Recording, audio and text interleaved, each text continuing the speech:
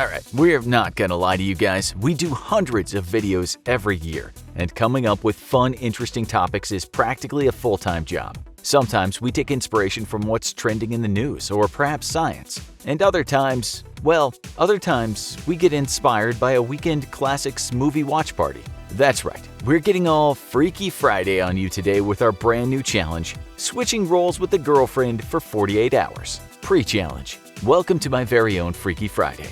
No, none of the terrible remakes, talking about the original one with Jodie Foster and Barbara Harris. Although the 1995 remake with Shelley Long and Gabby Hoffman was no doubt the best, with Jamie Lee Curtis and Lindsay Lohan coming in at a distant second. To be honest, Lohan was great in it until she went all Lindsay Lohan on us. Okay, so my Freaky Friday is just switching roles with a girlfriend, not one of my parents. And I instantly regret saying that because I'm sure someone at Infographics is furiously jotting down me switching with my parents as a future show idea. Seriously, you have no idea how hard it is to brainstorm new episode ideas. Low-hanging fruit is our bread and butter.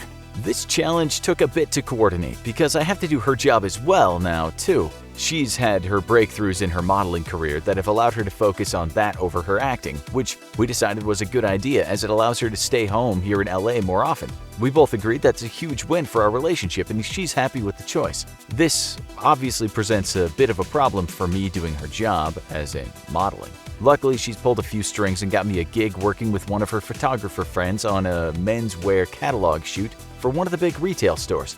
No, I'm not talking about Guess or something where I would have to have flawless washboard abs and cheekbones so sharp you could cut a steak with them. I'm talking more, well, Walmart, Kmart, something more realistic for me. I'll have to take over her role around the house too, which, spoiler alert, means I won't be doing much of anything around here. I'm a stay-at-home boyfriend. Most of my work is writing or photographing, so I'm home a lot, which means I take care of the place. Plus, she's a disaster at domestic life and would probably burn water if I ever allowed her to cook.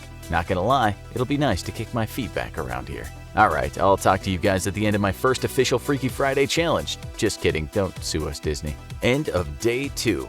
I am exhausted. Listen, I know it seems like being a model is a pretty easy, cushy job where you just sit around and be handsome while people fetch you water with cucumbers in it, but holy crap, it is so not that. Well, the cucumber water part is real, but man, you earn that water. My first day started at 04:30 hours because that's what time the girlfriend has to wake up for her daily workout if she has a shoot that day. I never really had an issue with waking up early. I can thank years of getting 1 to 2 hours of sleep a day while downrange in the military for that. But I really hate running and I hate it even more when it's early in the AM. I was up and at 'em while the girlfriend gave me a sleepy grin and rolled over. And I realized that's what I do every morning, and I missed it. 2.5-mile run followed by a whole mess of calisthenics, some free weights, and like a billion crunches. I followed her routine to the letter, and it reminded me of the days in my training, except I guess we did do more running than that. But still, I have a new respect for my girlfriend doing hardcore early morning PT every morning 5 days a week. Now for breakfast. I typically have a huge bowl of Raisin Bran or Smacks, but I'm Freaky Fridaying my life, which means cantaloupe and a yogurt. Cantaloupe, by the way, is like 98% water, and my stomach was howling as I left the door for my first day as a fashion model for the type of stores soccer moms frequent. Call time to be on set was 0700 hours, and I got there with minutes to spare. I'm not completely oblivious to what goes on a film or photo shoot set, though I do work more on fine art projects and definitely nothing catalog, so I wasn't completely sure what to expect. Well, the moment I arrived, I was immediately taken to wardrobe so that the wardrobe people could coordinate what outfits I was going to model. There were other guys and a few girls too, and they definitely looked like they belonged in the catalogs. Everyone was assigned several dozen looks that they'd be shooting for the day. For me, it was mostly casual clothes like jeans and sweatshirts or t-shirts, stuff like that. But a ton of it, like a lot. I think they put together like 30 outfits for me. Immediately after that, I got rushed to hair and makeup and I had to sit perfectly still for half an hour as they prepped me. Yes, even guys get makeup, mostly to accent the cheekbones or smooth out skin tones, stuff like that. For my hair, the hair girl had some trouble figuring out what to do. I practically invented the messy bed hair look, and the girlfriend thinks it's both adorable and hot on me, but it's also apparently way out of style. I guess the messy bed hair look went out in 2015. I had no idea, and I really don't care. I don't plan on changing my hairstyle after this challenge, but for the sake of my shoot, the hair girl had to wrestle down my naturally messy hair with half a bottle of hairspray and generous amounts of gel. Then they had to blow dry it so it didn't look like it had pounds of product in it, which it totally did, because as I've mentioned, my hair is naturally extremely messy. Wearing makeup and having your hair full of product is the most uncomfortable thing in the world, especially because they overdo it on both. The rule is that for film or photo, you typically use much more makeup than you would in normal life because of artificial lighting and whatnot, so it feels like you're wearing a 7-layer cake on your face the entire time. To make things worse, even the best ventilated set gets extremely hot because of all the lights needed for shooting. Modern LED lights can cut down on that heat, but when you're lighting up a big set for those cutesy group shots you see in catalogs all the time, that's a ton of heat being output. And you can't have doors or windows open, letting the wind blow stuff around like the model's hair, so the entire set turns into a huge oven. So I threw on the first outfit and rushed to the set so I could do my solo shots, only to be assaulted by hair and makeup people once more for the last looks. I guess there's a trick to putting on tops while doing as little damage as possible to your hair and makeup. I definitely did not master that over my 2 days taking over my girlfriend's job. I made a mess every single time, and I'm pretty sure those makeup and hair people hate me by now. You'd think modeling was as simple as standing in front of a camera, smiling, striking a little casual pose, and that's that. Take some pics and voila, it's over. Oh no, it's so much more than that, especially when you've never been in front of the camera. To say that I had no idea what I was doing would be an understatement. I was the worst model in the history of modeling. Have you guys ever seen that scene from Talladega Nights with Will Ferrell where they're interviewing him after he wins a race and just holds his hands out all weird, asking what he should do with his hands? Yeah, that was me. Every single shoot, both days. I just sorta stood around, literally not knowing what to do with my hands, while the poor photographer did his best to try and coach me. Thing is, they're on a time crunch, so it's kind of a super fast process. They have to fire off each model's looks as quickly as possible, and while you're shooting, another guy or a girl is prepping for their shoot. It's like an assembly line, and I was jamming the whole thing up because I didn't know what to do with my hands in each shot. They give you instructions like, just look casual, and I was like, WTF does casual even look like?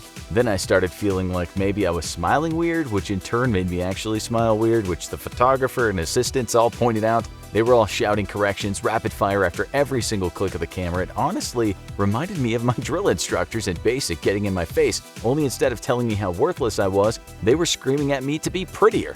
After a blistering photo session, it was immediately back to wardrobe for the next look and immediately back to hair and makeup for touch-ups, then immediately back in front of the camera, bam, bam, bam, one look after the other. The only time I had for sitting down was on the makeup chair. Even if you get a short breather, you're not allowed to sit while wearing the clothes you're going to model because nobody wants to risk you creasing them or getting them dirty. And this went on for hours. I was already exhausted by the time our 1-hour lunch came around.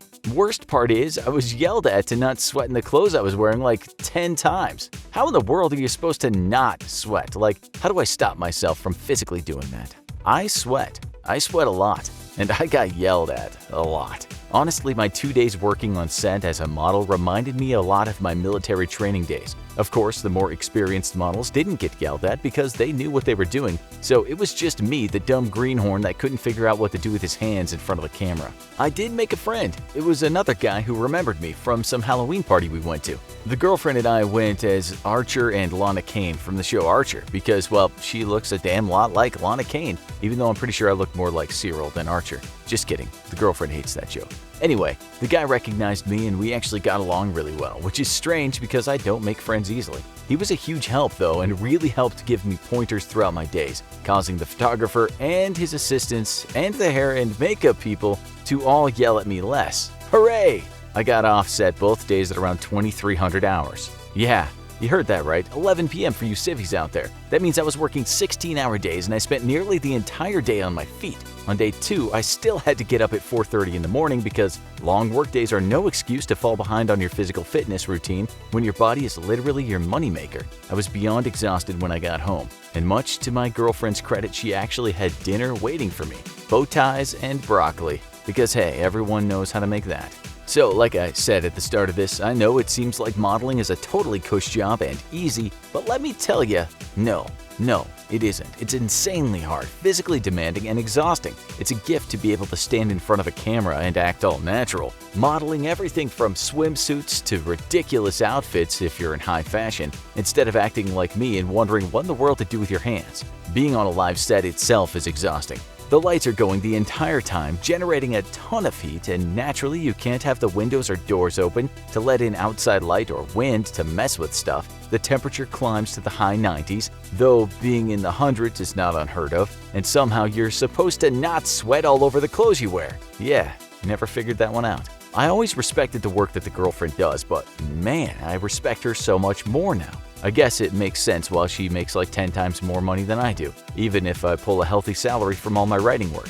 You know what? After 2 exhausting days of living her life, I'm perfectly fine with her continuing to be my hot sugar mama. I'll gladly stay at home and cook dinner like a good house husband. Beats getting yelled at all day because you have no idea what to do with your stupid hands. Want to see more great challenges? Check out No Underwear Challenge next, or click this other video instead.